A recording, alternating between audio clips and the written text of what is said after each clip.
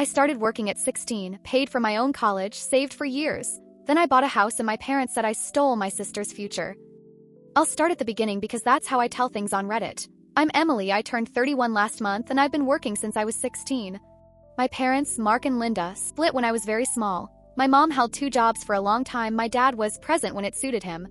We weren't poor by absolute standards, but we didn't have the safety net a lot of my classmates seemed to. I got my first job at the diner down the street. Late nights on the register, early mornings schlepping pies. I learned quickly what it meant to trade time for money. My younger sister Jess always had more slack. She's 3 years younger, she's funny, magnetic, and people tended to rally around her. My parents adored her in a way that left me feeling like I was the functional adult of the house while they were wrapped up in making Jess's life magical. Ballet recitals, advanced classes, artsy camps. That wasn't a complaint exactly. I loved her. But it shaped how I approached everything. I assumed responsibility earlier, I worked harder to cover college costs, and I decided quietly, stubbornly, that I would never ask for anything I could earn myself. 16, I learned how to budget in the most brutal way possible. I learned how to stretch a paycheck across gas, books, and a thrift store wardrobe. How to apply to scholarships with the same fierce focus I used to stack plates at the diner. How to refuse drinks at parties because I'd rather save for textbook money. By the time I finished my undergraduate degree in nursing, I'd paid for most of it through a mixture of grants, part-time jobs, and a small front load of savings from summer shifts. I didn't have the classic "my parents paid for my tuition" story. That shaped a lot of things in me: pride, resentment, and a deep conviction that if I wanted something, security, a home, a quiet place to be, I had to make it myself. The thing is, I wasn't trying to prove anything to my family. I was trying to prove it to myself. Buying a house?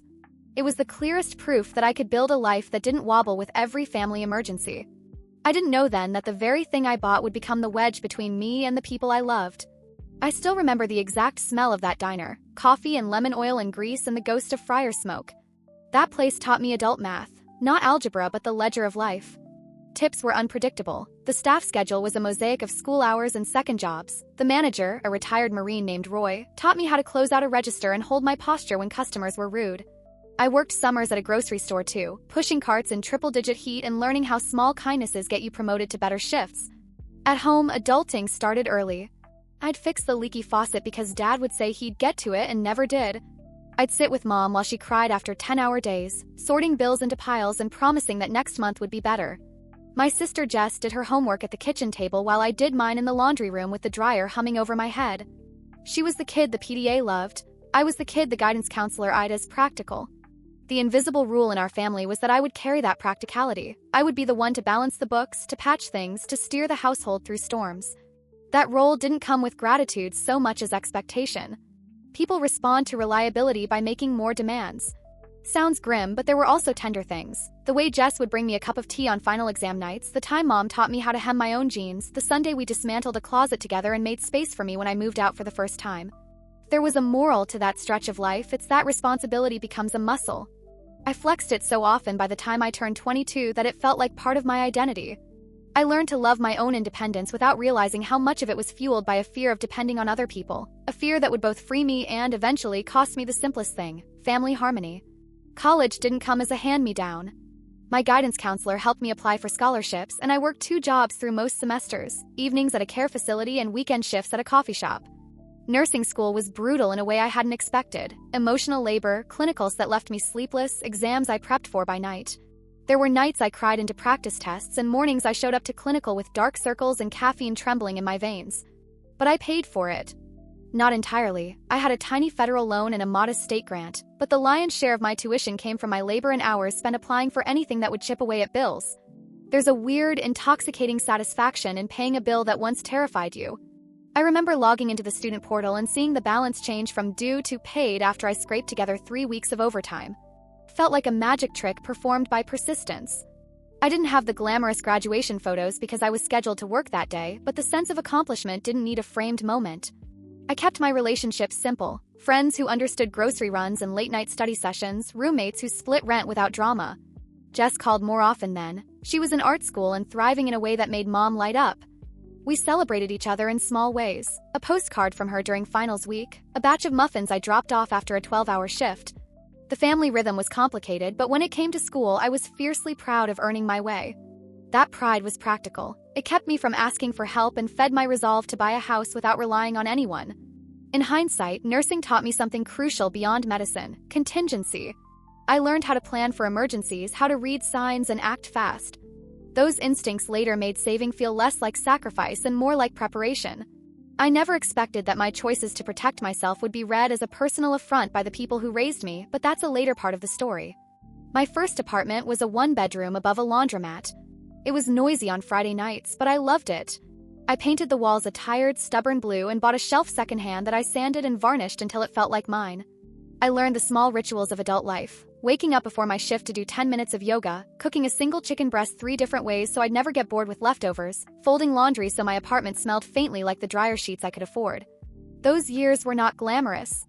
They were filled with careful spreadsheets and side hustles. I took on per diem shifts at hospitals when the rent got high and dog sat for coworkers when I wanted extra savings. I taught myself how to refinance high-interest cards into one manageable plan and how to read mortgage rates like a foreign language. It was during those nights, hunched over a laptop with spreadsheets and instant ramen, that the idea of owning a place one day stopped being a dream and turned into a spreadsheet line item. I also learned to guard my energy. After years of being the one who fixed everything at home, I had to relearn boundaries when I moved out. I didn't answer every frantic call at 2 a.m. I didn't show up to every family crisis with a roll of duct tape and a plan. Saying I need to sleep felt radical. I started to understand that independence didn't mean isolation. It meant choosing my battles and investing my time where it counted. Friends noticed. "You're always so responsible," my friend Sarah said once, handing me a second coffee at sunrise. I shrugged. Responsibility had become my default, and it had delivered small rewards: quiet weekends, a reliable schedule, the ability to put money away. What I couldn't see then was the way those small, steady choices would later be interpreted by the people I loved, not as discipline, but as a threat. When I first opened a savings account explicitly titled House Fund, I felt ridiculous and elated at once. I had a sliding scale of goals: emergency fund, then a 6-month buffer, then the down payment. I set up automatic transfers that felt like a tiny rebellion, a dollar siphoning ritual that happened whether I wanted it to or not. I cut stuff I loved: concerts, fancy takeout, impulsive online shopping, not because I hated fun, but because I loved the idea of security more. Taught me how to make trade-offs deliberately. I discovered the joy of doing things cheaply that felt luxurious: hosting potlucks instead of dinners out, learning how to make a decent risotto, going to the library for latest releases instead of buying books. I also invested in myself in stealthier ways: courses that improved my credentials, certifications that raised my nursing rate, a better pair of shoes that meant fewer visits to urgent care and fewer missed shifts. Little optimizations added up. I asked for raises more often. I negotiated for per diem that paid better. I took a weekend caregiver gig in a wealthy suburb and learned how to persuade new managers I was worth the cost. Over 3 years, the house fund went from a hopeful header in my bank account to a figure that actually meant something. I watched interest accrue, celebrated small milestones: first $5,000, first $10,000, and felt that faded, fierce pride swell anew. I never told my parents the exact amount I'd saved. Partly it was privacy, partly it was habit. For years I had kept my finances to myself because money had always been loaded with family expectations. I saw it as my thing. Oddly, that secrecy is what later made my independence look like betrayal in their eyes, but in my mind it was simply the final act of a long, quiet plan. I remember pulling into a cul-de-sac with a to-do list and a clenched jaw. My real estate agent, Kevin, had a calm, country music kind of patience that made me feel steadier than I was. The house was modest: 3 beds, a small yard with an old maple tree, a kitchen that begged for someone to love it. Previous owner had left a ridiculous collection of oddly specific mugs, and I laughed at the idea that houses came with remnants of other people's lives. We walked through with practical optimism. The floor plan fit my life. The neighborhood had the quiet I wanted. The commute to the hospital was under 20 minutes on a good day. I remember standing in the living room with sunlight making a smear on the floor and thinking, I could build a life here. That line is so corny you'd expect it in a movie, but it's true. Something about the empty space made things feel possible. I made an offer. I watched markets. I negotiated contingencies. I did the anxious waiting dance while inspections were scheduled and appraisals completed. Closing day was a blur of signatures and plastic pens I accidentally pocketed out of habit. When the title company handed me the keys, something in my throat tightened. I cried in the car for 5 minutes, just breathing, with the box of old mugs on the passenger seat and the realization that I had done it, alone, responsibly, and with a weird mixture of triumph and relief. That evening I texted Jess a photo of the front porch and wrote, "Put your shoes on my welcome mat anytime." She replied with a string of heart emojis and, later, a FaceTime where we both pretended not to be overjoyed. What I didn't expect was that this moment of quiet victory would throw my family into a quiet, simmering storm. A week after I moved in, Mom called. Call started like any other, small talk about the paint color and what I'd done with the kitchen, but within 10 minutes the tone shifted. Linda has always had a way of making disappointment sound like concern. I heard it in her voice when she said, "Are you sure you didn't rush into this? Did you use family money?" I laughed, the kind of nervous laugh that's halfway between genuine amusement and the prelude to an argument. "No, Mom. I saved. Years of overtime. Scholarships. I worked for this." Her silence was the thing that slammed into me. Then she said, slow and deliberate, Jess was worried. She thought maybe she'd still get help with, college. "We didn't expect you to buy a house right now." It felt like a cold draft under a door. Jess and I had talked about the house, but not in specifics about timing or money.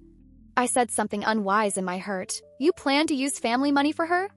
Why didn't anyone ever tell me?" She started listing things, vague plans, hopes deferred. "We thought you wouldn't mind waiting," the kind of conditional phrasing parents use to justify hurt feelings as practical reasoning. Conversation didn't explode then, but it left a fissure. A week later, my sister texted a screenshot of a comment from a distant cousin who somehow knew, saying, "Wow, Emily taking the house while Jess needs help?" The barbs began to accumulate not from me but around me, and they cut by virtue of implication, that my independence had cost someone else a chance. Felt surreal that my life choice could be read as theft. The argument happened in the kitchen when everyone was in town for my housewarming. I'd made a ridiculous charcuterie board because anxiety loves carbs, and Jess was laughing with friends in the living room. Mom sat across from me, her hands doing that old nervous motion of folding and unfolding a napkin. Dad, who shows up when it's convenient, was quieter than I'd expected. Then it came out. "You took something from Jess," Mom said, like it was a fact instead of an accusation. "You took a chance that would have been hers." I bristled. "Mom, I didn't take anything that wasn't mine. I saved for a decade." Her eyes flashed. "You always saved. You always managed. But this would have been for Jessica to feel secure too."